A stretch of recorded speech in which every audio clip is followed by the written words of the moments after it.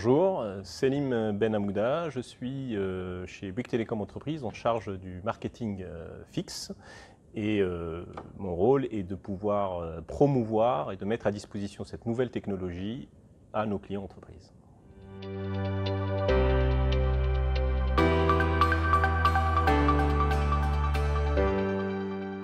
C'est vrai que d'un premier abord, ça peut paraître deux sujets complètement différents, mais pas tout à fait. Le SD-WAN, son rôle principal, c'est de pouvoir faire bénéficier les entreprises, pour chacun de leurs sites, de toute la connectivité qui est disponible sur le site. Jusqu'à présent, la connectivité, c'était plutôt du cuivre, du DSL et de la fibre optique. Mais maintenant, depuis quelques années, Bouygues Telecom a complètement démocratisé la 4G et Bouygues Telecom Entreprises, on a fait un accès pour les entreprises au même titre qu'un accès fixe traditionnel comme le cuivre et le DSL. Donc le SD-WAN va venir finalement allier l'ensemble de ces différents accès et faire bénéficier à nos entreprises de toute la connectivité qui est disponible, y compris via les réseaux 4G d'aujourd'hui et bien évidemment via la 5G de demain avec de meilleurs débits, de meilleures performances et une meilleure latence.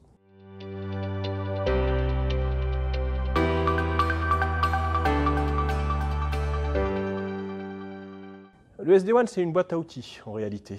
Donc, il y a néanmoins, je dirais, trois fonctionnalités qui se distinguent et qui ressortent du SD-WAN. La première fonctionnalité, c'est, je dirais, la priorisation des différentes applications. Alors, je dis bien priorisation des applications, c'est-à-dire que les entreprises ont la capacité de prioriser, par exemple, un flux qui jusqu'à présent était un flux Internet, mais il y en a un qui était à destination, mettons, de Office 365 pour travailler sur sa messagerie, et l'autre qui était à destination de YouTube pour regarder des vidéos. Eh bien, le SD-WAN va pouvoir prioriser par application, c'est-à-dire au sein même de ce flux Internet, il va pouvoir distinguer des applications qui sont plutôt des applications métiers versus des applications de loisirs, et on peut mettre des règles pour prioriser. Donc ça, c'est le premier rôle du SD-WAN. La deuxième fonctionnalité qui se distingue au niveau du SD-WAN, c'est cette notion de redirection. Alors pourquoi redirection ?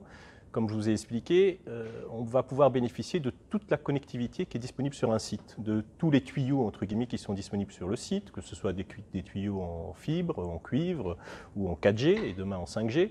Et donc le rôle du SD-WAN, ça va être de déterminer quel est le meilleur tuyau qui va apporter la meilleure qualité par rapport à une application donnée.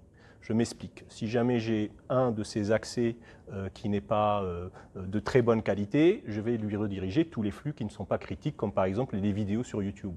Mais si par contre j'ai des accès qui nécessitent une meilleure qualité, je vais privilégier les accès type cuivre, fibre optique ou 4G, etc. Je vais même pouvoir, pour une application donnée, utiliser simultanément plusieurs accès. Et ça, c'est aussi le rôle du SD-WAN. Je vais pouvoir agréger des bandes passantes pour utiliser plusieurs accès. Ça, c'était ce qu'on appelle un petit peu l'application steering. Hein, c'est la partie, je dirais, redirection des flux. Et enfin, le troisième et dernier point, la fonctionnalité principale aussi du SD-WAN, c'est de pouvoir bénéficier en local d'un accès Internet, c'est-à-dire que j'ai sur mon site mon accès traditionnel MPLS, VPN MPLS, et à côté de ça, j'ai un accès Internet, 4G, fibre, peu importe, qui est là pour délester un flux. Quand j'ouvre un accès Internet sur mon site local, j'ouvre finalement la porte vers Internet, donc j'ouvre des failles de sécurité. Donc il est impératif pour les solutions SD-WAN d'intégrer une protection de cette porte vers Internet, c'est-à-dire un pare-feu qui est intégré avec un niveau de sécurité optimal. Voilà les trois fonctionnalités principales du SD-WAN qui vont révolutionner, je dirais, l'usage au niveau des entreprises.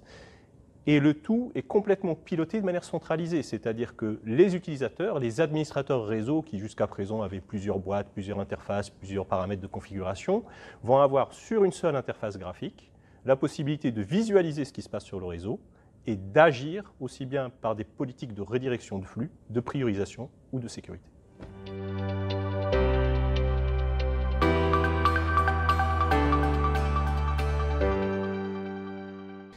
Alors, jusqu'à présent, on se cantonnait quelque part à délester des flux sur la 4G, mais des flux qui n'étaient pas forcément des flux critiques. Hein. Soit c'était des volumétries qui étaient faibles en débit, soit il n'y avait pas besoin de performance réseau importante.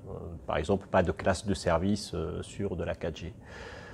Demain, avec la 5G, c'est complètement différent. C'est-à-dire que la 5G, déjà, on va parler de performances qui sont très importantes en termes de débit, de plusieurs gigabits par seconde, d'une part.